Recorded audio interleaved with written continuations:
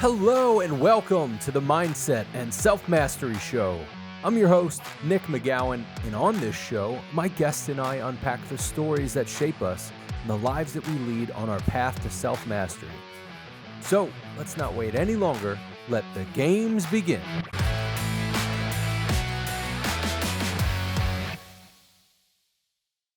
Hey, Steven, welcome to the show. How are you? I'm great. Thank you for having me. And hello, audience. And I appreciate you being on. To those of you who don't know Steven, you should, and you probably do, at least your parents may, or somebody else in your family. He's got a huge background. I don't want to jump into your steps, but I would love for you to give us some context. So, Steven, why don't you tell us who you are, what you do for a living, and maybe one thing that most people don't know about you that's kind of weird or bizarre. I'm just basically a dreamer living a dream. I came to Earth to discover why people hate each other, why people can't get along. When we think that we behave and all we do is basically fall in line and become a servant or a slave. And I studied history and I run around producing music, and you could Google me, it's Machat. I produced as much music in all various capacities as any human alive. I've written now 11 books, and I try to explain to you you are not your body, A. B, you do not die. And C, no one can talk to God for you except yourself. So stop giving away your powers. Come here to live the life that you believe. This is heaven, and there's no shortcut to heaven. And the answer is love. And you need to shine a light on both you and everybody else. And get out there and enjoy the moments that you're here playing in a place called Earth, and stop believing people who talk and say they will tell you what you're meant to do. That's a great way to start this off. And I produced a lot of music, and I worked with a lot of people all over the world, that people your parents' age, your age, and if anyone's 15, 16 or whatever, it's I attract talent. I attract it. It comes to me because I could see what they're dreaming, and I can help make their dreams come true. And I don't know if anyone can ever make my dream come true. My dream is to end hate. My dream is to end religions with third party gods that say it's okay. As long as you worship me, you could kill everyone that doesn't. And as silly as this may sound to you, that's the history of Earth. And we need to make this place the heaven that it can be when we learn to believe that we are all equal, unique, special individuals that come from a collective consciousness, all here to share our moments in Camp Earth. I was just going to say, I think we could probably just end the episode there. Thank you for your time. That was a ton of wisdom right in a couple sentences. Appreciate it. You've got a ton in your background: music, entertainment, entrepreneurship, things that you've done. But there's also, you kind of grew up in that, right? Like you were raised in that sort of environment. I believe you choose your parents. So, whatever my journey here on earth was for, it was to understand dreams and to make dreams come true. So, my father was one of the first music lawyers, and you gave me a ball to go hit, so I'll hit it. When I grew up, Dad would sit and let me be. Dad used to manage a boxer called Sugar Ray Robinson. So, Sugar Ray Robinson's a man that taught me that your temple is your body. Don't let anyone tell you that a church is where you speak to God. You speak to God in your heart. Take care of your temple. Take care of your body. That's your ability to move around earth. He didn't teach me everything I just said, but he put me on that path. I met a guy named Sam Cooke, and I was in seventh grade, and he put out a song, Don't Know Much About History, Don't Know Much of Biology. I want to know where he got that song. And what that did is that put me on a trajectory where all the clients Dad would represent as their lawyer and soon manager, I would ask these people where they got the songs that they sang. Where did the lyrics come from? Before we became a cookie cutter A or B society, which is what America is now, when I look at people, I don't know what to do. You are totally controlled by computers. Totally. You're either A or B. Our political parties, you're either Republican or Democrat. I don't think you're either. You're a lost soul that's allowing one side to sway you. You don't build a place of equality. You believe you have the right to tell other people they're right and wrong. Instead of saying, I respect your opinion, let's see how we could get along. The answer's love. And what I did is I went to accounting school down here in Miami and I studied history. I studied how the Catholic religion became a religion and how they created the world that we live in, and by tricking you into believing Jesus is the same thing as Christ. One is love, one is control. And if you really love, you don't control. It's that simple. You accept, you respect, and you help each other.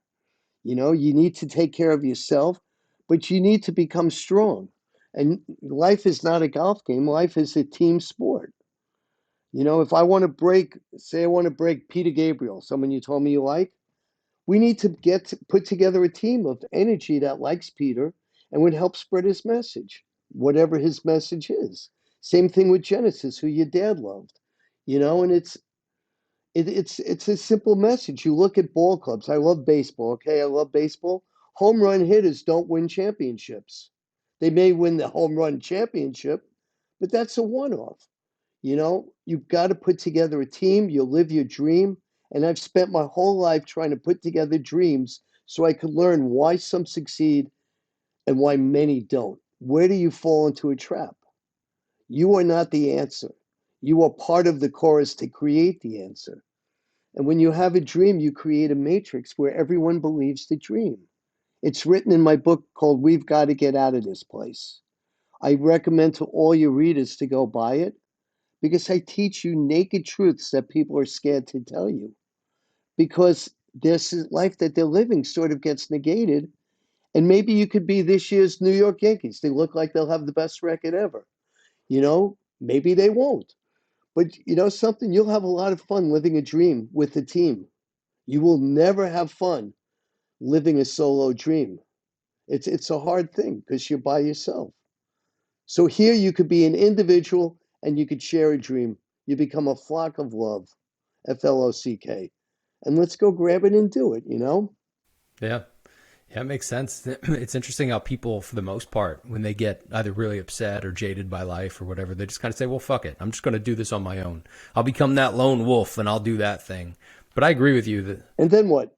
yeah, then they're kind of in a circle because you end up getting back to, well, I need community in some sort of way. I need to have other people I can do life with. And I'm right there with you. I think that life is about doing it with other people. And there are certain times where I think people get afraid because everything typically goes back to some sort of fear. So what have you find with the people that you've talked to over the years that were sort of some of those patterns that are those success principles in a way? I don't know why, but anyone that has ever met me will tell you since the day I learned how to ride a bicycle and started sharing my energies with others. I do not believe in death. I knew from day one we don't die. I knew we go somewhere, and you want to call it heaven. It's not hell where they try to scare you. You make your own hell by living in fear. Let go. You're an energy. That's all you are. You're an energy, and I knew this my whole life. And my issue is I can't believe people don't understand what I understand because almost everyone I know is fearful of something. They will all turn to that ultimate source. They'll turn to their Father God, which they don't believe in when you talk to them, and they'll start asking Father God to help them. They'll do something wrong and they'll go into a hole somewhere and pray to be forgiven. And it's like, who's going to forgive you but yourself? Stop it. Stop looking for third parties to do something for you when you're in control. If you did something wrong, fix it. Own up to it. Tell someone you did wrong, or get to them when it's a later time. Stop living and believing you could forgive yourself for your sins. You never will. But what you can do is learn from your sins where you know you did wrong behavior and live a better life. Help people. Plant your seeds together. Build your dream. It will come true. It sounds like you have a hard time, and hard time is probably a rough way to put it, but a hard time understanding how people don't understand what you understand. Almost like how some people are like, I can't deal with stupid. I can't deal with the idiocy of things. And for you to think, I know all of this, but you don't, and you should know all of this. It should be innate. And I do think at kind of a quantum level, like we all have that understanding, but a lot of people are either calloused over or they can't actually get to it.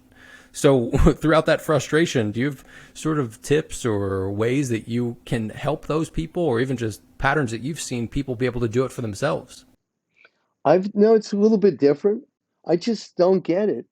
And then if their energy and I don't match, I figure I'll see them at a later point in our joint lives. And if I don't, I don't.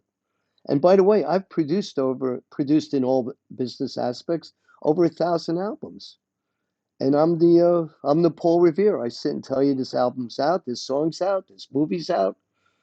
My books are basically stories of my frustrations and my endless pursuit of love.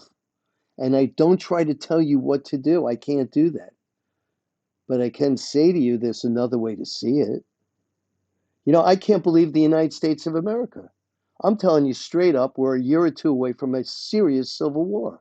And what are we fighting over? We're fighting to pay taxes. Well, where does the money come from that they spend? They create the money. Then they give it to the Federal Reserve, who loans it back to us. And no one wants to understand what I just said. And my favorite person that ever lived, that understood, you're smiling, that understood what I just said to you, created a game called Monopoly. Why does the United States create money and then agree to pay the Federal Reserve interest for distributing the cash that we give them? I'm a very outspoken person and I just don't get it. But only through song and dance can I immediately open your heart. And that's why right now I have 4 great new artists coming out. I opened the record label with my wife. We met again after not seeing and knowing each other for many years. And here's some grief. My son died in 2015. We had a record label together. The artist that I was marketing and promoting with him, basically his energy killed my son. And I had to deal with that. And the only way I knew how to deal with that, my son would have been 30. How old would Baron have been now? 35. So you were born in 1984. And, Baron was born in 1987. And with Baron, we had Young Lean, we had Grimes, we had Archer, if you know him. And it didn't work. It was bad energy. Young Lean killed my son, straight up.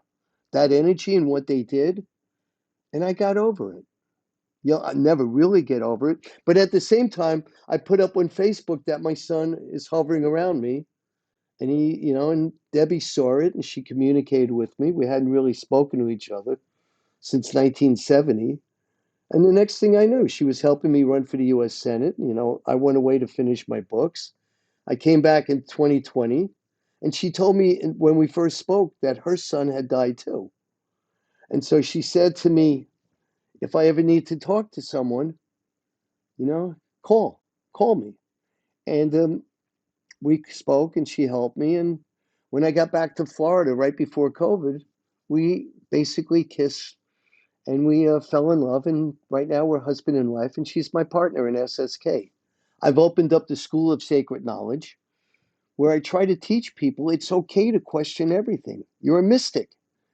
You're living a life of it's mystery. You don't know the ending. All you know is you're mixing your energy with other energy, and you're going to make a milkshake trying to discover why you're here and what the love is. And there's nothing better than drinking a milkshake when it's balanced. And you know, it's my favorite drink. So here I've opened up the School of Sacred Knowledge. Google it. You have to put the School of Sacred Knowledge. They once existed all over Europe, and the Catholic Church decided to close it down because the story that you learn there doesn't agree with the papacy telling you that this is what they do. When you read in the United States Constitution, separation of church and state, church is capitalized, which means it's a noun. So people don't do what I'm telling you need to do when you read a contract. Constitution's a contract. You got to see why it's a noun. What is what is that capital church referring to? In 1788, it was what today we call the Vatican. Our country was created to throw the Vatican out. And now we have 5 Supreme Court judges telling us what we can and can't do. You need to talk to whatever you consider your sources and live that life. You don't need anyone telling you what you can and can't do with your body. You need a government that works for the health, welfare, and safety of the people. And the most important aspect of the health, welfare, and safety is to create a world where you could live a dream, not something that's far fetched and you have to put on your iPhone, whatever, you go play video games. And I'm guilty of video games. I made the movies of Judge Dredd and I made the movie of Street Fighter and Resident Evil and Mega Man, if you remember them. And you're right. It's like, okay. And anyway, and then I had the United States government tell me I can't advertise while they're selling you bad food at the end of those cartoon shows. I got into it where the United States government said you can't advertise albums. And what I was doing was using that show to introduce you to new artists. When I did Street Fighter, I was part of if you know rap, I divided it between West Coast and East Coast, and it ended up being a civil war. I had all those people in that Street Fighter album. I just love life. I love your smile right now because I realize you're resonating with something I'm telling you. You came to Earth to turn on the radio from Genesis, right? When I was with Phil Collins or Abacab. You need to understand Abacab. The song says to you, where do you get your ideas from? And he gets frustrated and yells and screams, I don't know. It could come from a mirror. It could come under the bed. It could come behind the couch. And I'm like, there it is. There's your answer. So my books, I try to I don't know anything. I'm not better than anyone. I'm just an energy. And if I can make you smile, it's great. If I can make you believe you're here to live in heaven and we can make heaven if we stop letting other people tell us what to do, because if you really know the truth and if you live the truth, you don't need people telling you what to do. But when you live in a country that teaches you could lie, steal, cheat, and covet, when you live in a country that says all the judicial decisions before can be overturned, so there's no consistency. So if you pay enough money and if you lie enough, you can make new laws when the same law was settled law. It's like, hey, what are you telling us? You need to have certain conditions that are permanent, and you need to understand it deals with making sure everyone has an equal opportunity to become the dreamer. And if your dream is only to live on earth and not be a type A personality, bless you, go get it. That's what my books are about. It's right there. And I lecture around the world. I produce music. I've got 4 great albums coming out. I've got some movies coming out. And before I leave planet Earth, I'm going to keep doing what I do. Because sooner or later, my body will say, you know something? Not only can't you hit the ball, but you can't walk to first base. And then I'm like, okay, those 90 feet will not be walked. I actually love life, no matter how I come off. I love watching people smile. I love giving people the confidence to go forward. And it's like, okay, let's go. Yeah, it's those little magical moments throughout life, you know? Like even right now, as you're talking about this stuff, to be fucking aware of that and go, this right here, you're smiling. A lot of people just bypass that and just don't even think about it because they're too lost in themselves thinking about how they look to other people. The truth is, if you smile, guess what? You look 10 years younger. You're smiling. You just got rid of every wrinkle you have. It's really cool. That's funny. Yeah. I'm right there with you, man. It's interesting how a lot of people will get so frustrated with the shit that's going on out there. And I've watched you kind of go through some of that even as you've talked. You're frustrated, but you understand that at the same point, like life isn't about those frustrations, about the joy that we have throughout life and what we're doing. I appreciate that you're an inspiration because you're just doing what you do. Like if somebody told you differently, you wouldn't give a fuck. You'd be like, that's cool, and moving along and continue to do what you do. But I think it's the fact that you have that journey and that pursuit to be able to find those magical moments that brings those magical moments into existence for you. Or more of that stuff comes from it because you're pulling it out of me. You're pulling it out of other people. So how do we pull that out of you to be able to have some of that for ourselves, almost a little bit of that elixir? To be able to just take that. Is there any sort of like, hey, if you boil things down, it's this. And I think you've said it a couple times. Basically love. Just the love of life. And then you wrap your interpretation of love and you make an onion out of it. The answer is love. The question is love. Love is what love is. If you define it, you ended it. If you get married and you sign a prenuptial agreement, you've basically just ended your marriage.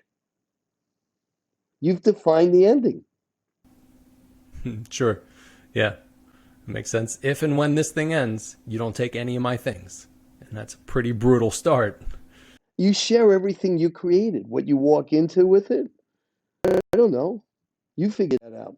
But what you two create together, it's like writing a song. If you write the word A and I have a song and you put A in there, under common sense, common law, in the Copyright Act, guess what? You and I are partners. Unless I make you sign an agreement that says no, not true. So, have you been married before?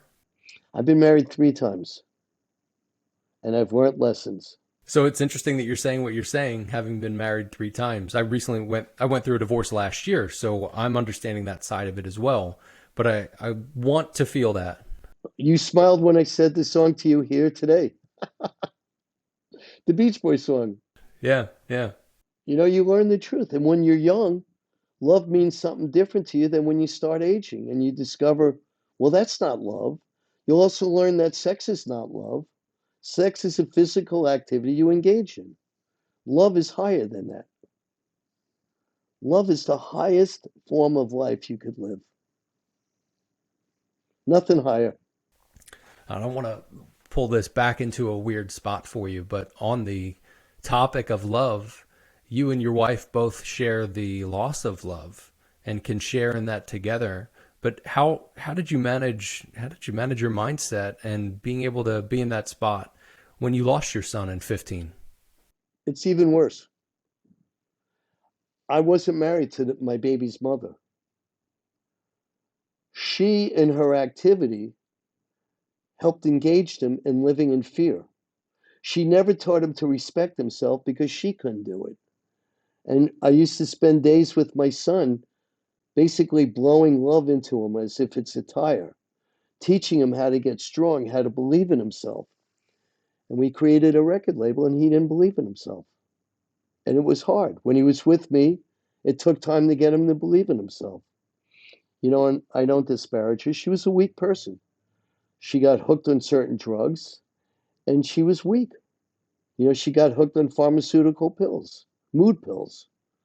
It's a hard life, especially when you're in front of people your whole life, especially when you could rebound. They could throw nuts and bolts at me all day.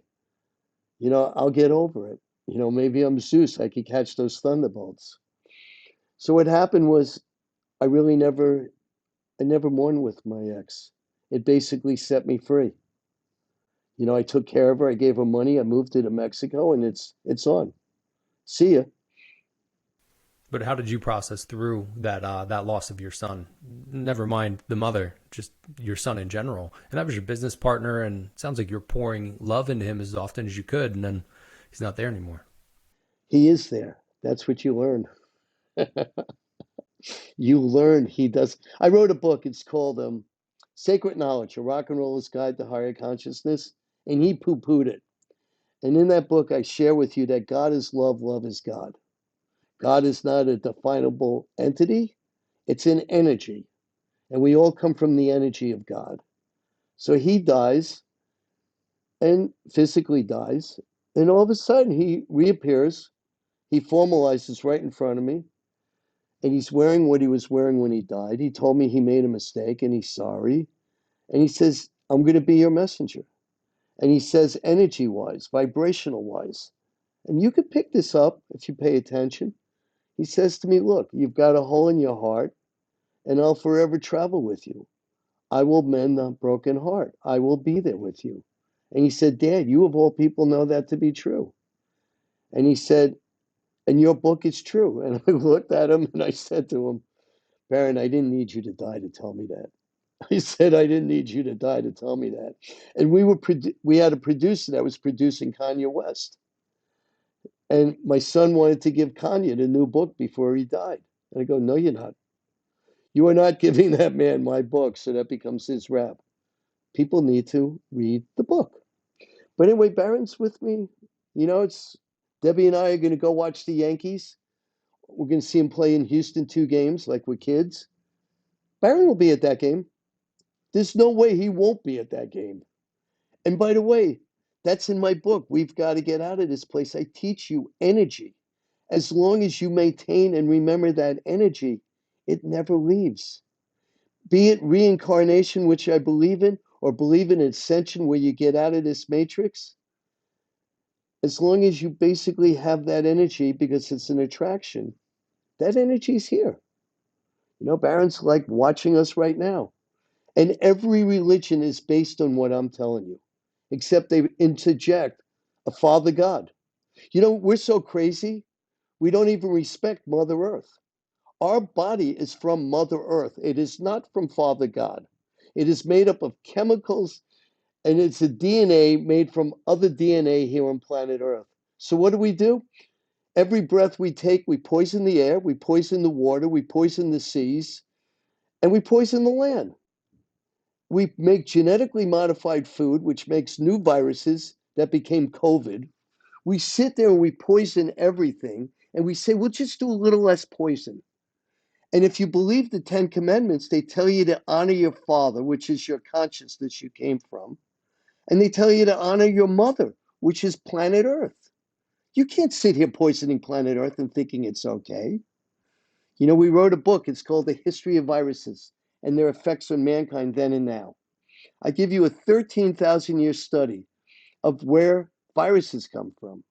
And to this day, people say viruses are not alive because they can't handle when you can't see living organisms that are too small for you. I record everything. I recorded a man that produces music from plants. He mic'd the plants. It's called Steve Scully, and his singing plants. And what we did is we mic'd the soil, and guess what? They communicate with each other, but we can't hear it. We hear A through G.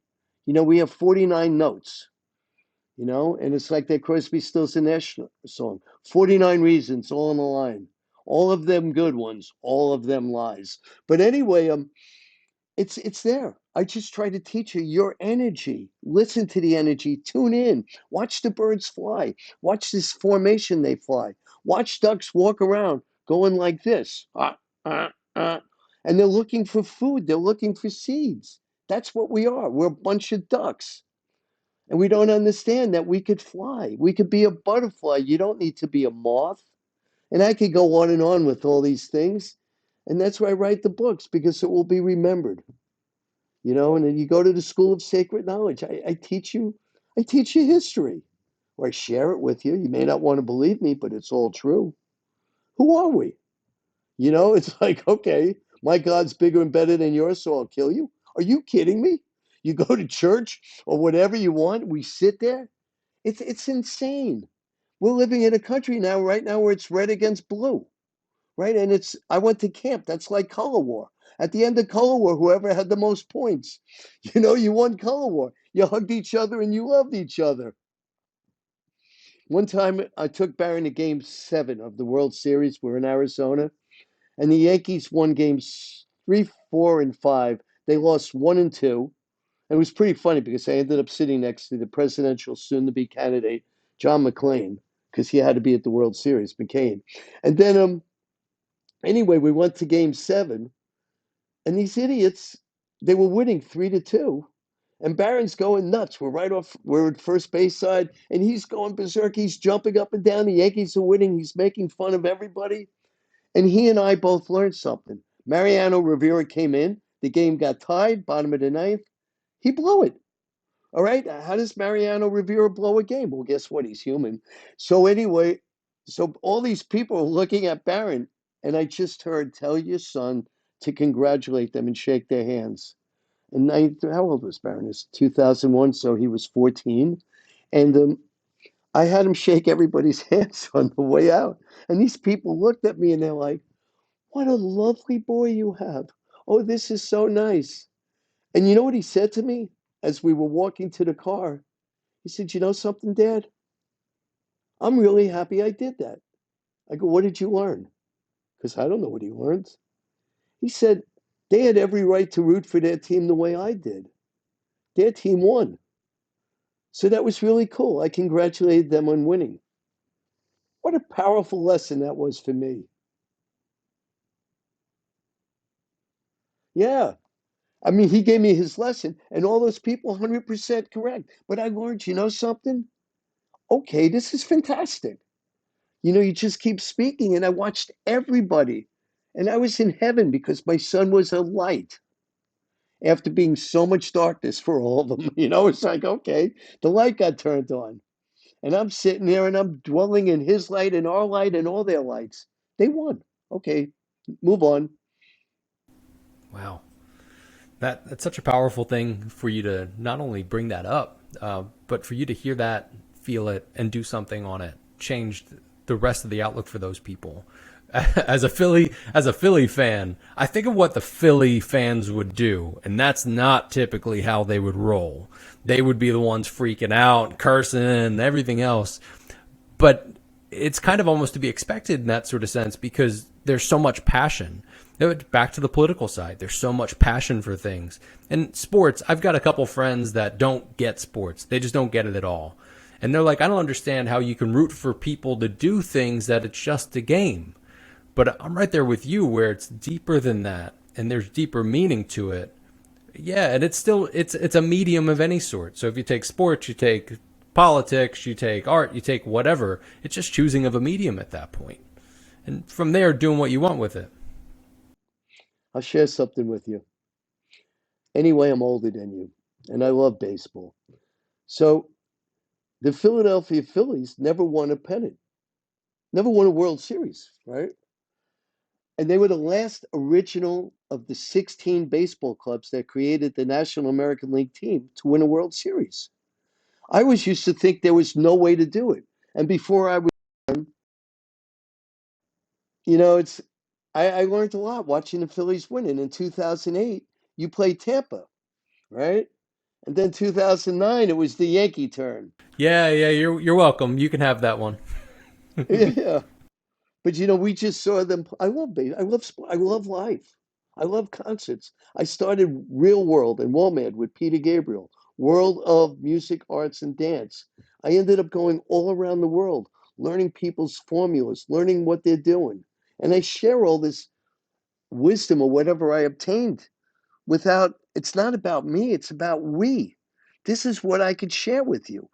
You could believe what I see, or you could see something different, but this is what I see. If you put together a team, you could live a dream. And if you have to get power by dividing people, that's a problem because the triad will come back and it will rebalance. And that's when war starts. You need everyone to believe in a dream. And my dream is not your dream. Honor their dream and let them figure out how to make it happen. But if your dream precludes anyone else from having a dream, you've created imbalance and you're going to have a problem. No one's better than anyone, and everyone's as good as each other. The dreams that I think people are afraid of are the things that are outside of themselves that they don't understand. So, but what I'm Get a coach. that then I'm also kind of gathering one of the things that maybe you're not fully directly saying, but you're alluding to is that doesn't really matter where you're able to just take moment by moment and be able to go through those moments because you look at each moment as a moment of love and a moment of that life and being able to actively be in that space. And it's funny how All you all you are is a memory. Honor each memory. That's what your brain does. Your consciousness is not in your brain. Your brain is a machine, it's a computer. It tells your body how to work. What a human being does is the same thing a duck does. It eats, it sleeps, it shits, and it reproduces. So, what we do is because we have a consciousness and we don't walk around all day like this looking for food and then go to sleep, we try to figure out what to do in between those four activities. And we get ourselves into trouble. You know, it's like, okay, it's, I love life and you're smart. I love talking to you. It's great. You get it. yeah, absolutely, man, totally. So hey, why don't you tell the audience what you've got coming up and coming out that we can expect to see and hear from you. It may be easier just to ask you if you go to the schoolofsacredknowledge.com Everything I have coming up is right there. It's also everything, not everything that I've done, but the list of all my books are there. And then you could segue to SSK movies. You could see I've got 3 movies coming out. One I could tell you about in 1 second. And you go to SSK Records. You can see what we have coming out. I've got a poetress who happens to be my wife. She's as good at writing poetry as anyone in the world. She describes the books through her poetry. It's fun. It's really a lot of fun.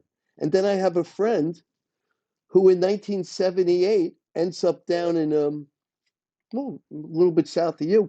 He ends up down by the Everglades. I didn't know him then. So he's in the Everglades and he's trying to make a living out of Everglades City. And all of a sudden he goes onto the fishing boats. And then he works on this fishing boat and the guy looks at me and goes, we do a lot more than pick up crabs. Well, what else do you do, Captain? Well, we're going to go into the Caribbean and we're going to pick up some pot that's being thrown over the boat of the people from Colombia. And you're going to help me bring it into the Keys, not the Keys. You're going to help me bring it into past the Keys where there's 10,000 islands. And we're going to go chop it up in the Everglades City and we're going to export it all around the United States. Anyway, it's called the Saltwater Cowboy. And it's becoming a full-length motion picture. And, it's going to be done with Amazon. And I'd be really, really surprised if it doesn't make you smile. These are just, they did this without guns. They had no guns. They just did it. They all got picked up. But you had grandma there. It sounds like an Elton John song, Country Comfort. Grandma down the out of the parish, the Catholic parish or whatever, and waiting for the trains to come. And they're sitting there, they're chopping up pot to go sell it. There were no guns. And the FBI busted him and they didn't know what to do and they sent him away and he got sentenced and now he's just a good old boy sitting and writing his memories. And he met this good old boy named Steven. And all of a sudden he asked me to help him get a movie and it will be coming. It's a great story. And it's great rock and roll. And he's telling you stories how he went to Colombia, he met the drug kings, and anyway, that's coming. And then we have Isaac Ryan Brown, okay? And he's an actor on Disney and he's part of someone's home that people would know, Raven's Home. And Raven's Home, uh he's the star actor in it. So he put together an album and just like I did Bobby Brown, this kid's a great dancer but he writes his own lyrics and I'm like, I love this. So I'm going to do whatever I can to help it happen. Then right by you I have an artist called Rox Revolt and the Velvets. Listen to it. It's great rock and roll and hopefully I'll break it. And then because you are an Eagles fan, I have an artist called well, it has nothing to do with the Eagles except football, but his name is Dallas. And he was a star football player for Iowa. He was, a defensive guard. He's a big boy, but he was a singer. He sings "Song of Love." And my friend, who lived with Sean McVay, who was the LA Rams coach, won a Super Bowls, been in 2 Super Bowls. Anyway, this is some of the best country music I've heard. And then I have another artist coming out who no one knows yet, and I'm telling you, she'll be big. She'll be big. And it's all up there. And you could read my books. You could talk to me. You could take some of my courses. I mean, one of the courses I don't care what it would cost. I have the guy that created the singing plants, and he's talking about interspecies communications, and he tells you how plants talk to each other. But I could go on, and you need to get a breath because I throw a lot of energy. So to all your listeners, I'm here if you need me. You go to the School of Sacred Knowledge, whatever. I've got to let other people bat. I need your mind to rest and go, "Phew, what a mouthful." And I'm on a roll. Yeah, and I appreciate that. Like you said earlier, I like to toss up those softballs and let you kind of swing at those, and you take those things and run with it. So, man, I appreciate that. And look, I want to be mindful of your time, Stephen. It's been fantastic talking with you. I appreciate the connection. I hope we can stay connected. I'd love to hear about the new things that are going on and keep you in touch with what's happening here with the show. No, please let me know. And straight up, I should be in Tampa to watch the Yankees beat them in September. But other than I don't blame you. But other than that, whatever. I'm around. And if, by the way, those artists I just told you, if I could interest you to come, get hold of me and I'll take care of you. I appreciate that, man. Yeah, let's definitely talk. I appreciate you being on the show, giving us as much wisdom as you have and going into depths of stories. I'm sure we could sit here and probably shoot the shit and just go through hours and hours of stories. And hopefully at some point we will. Hey, where would you suggest people go to find you and best connect with you? Would it be The Sacred Knowledge? The School of Sacred Knowledge.com. The School of Sacred Knowledge. You could also go to StevenMachat.com. And, just come on in. Come on in. Sign up. Join us. Let's become a better earth. Let's clean up our trash. Trash is fear. And then you need to burn the hate. You burn hate, you end up in love. It ain't worth your energy. Plant your energy. Plant your love and let it grow. Be the seed of the future, not the pollution of the past. Yeah, no more trash. So I've got one last question for you before I let you go. What's one piece of advice you'd give somebody on their path towards self-mastery? Straight up, real simple, believe in yourself. And if you can't believe in yourself, get that energy out of your body. I could sit and teach people Kundalini energy. I could teach you how to breathe. I could teach you, if you're living in fear, I'll tell you exactly what's going on. You're not breathing through your nose. I'm not some hippy dippy, new age, whatever. I'm telling you, fill your body with breath. Breath is the kiss. It's the kiss of love. Put it inside you. Go for it. Just believe in yourself. Take a shower. Just sit there. Close your eyes. Shut your mind off. And then wake up and come back. You were given a gift. It's called the present. Live the gift, the present. Don't live in your past, which is your ass, and don't live in the future, which is anxiety. Stay in the gift, the present. So in one sentence, believe in you. Believe in we. It's a now run-on sentence. Believe. Thank you so much for being on the show. It's been a pleasure. Thank you. Hey, thank you. And audience, if I bored you, I'm sorry, but you got a mouthful. So anyway, it's a lot of rain. Let it seep in you, and thank the host. He's doing good for you, not just introducing you to me, but he's teaching you. Love life, and he's got a great smile, and he looks 10 years younger. Anyway, thank you. I'm humoring myself now. I'll stop. Take good care of yourself. Another great conversation on today's episode of the Mindset and Self-Mastery Show. So, what did you think of the show today? I'd love to hear your thoughts, and check out the Instagram or Facebook page to join the conversation. If you enjoyed the episode, please jump over to iTunes and subscribe, rate, and leave a 5-star review. It helps us be found and helps others be healed.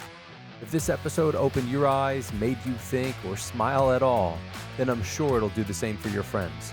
Check out the show notes for more info from today's episode, and check out other episodes on the Mindset and Self-Mastery Show.com, as well as our YouTube channel. Just go to YouTube and look up the Mindset and Self-Mastery Show. And thanks again to our incredible guests for being real, honest, and vulnerable with us today. And I'd like to thank our sponsors. And most importantly, I'd like to thank you. Thank you for hanging out with us today. Your support means the world to us. And with that, remember, your mindset matters, and so do you.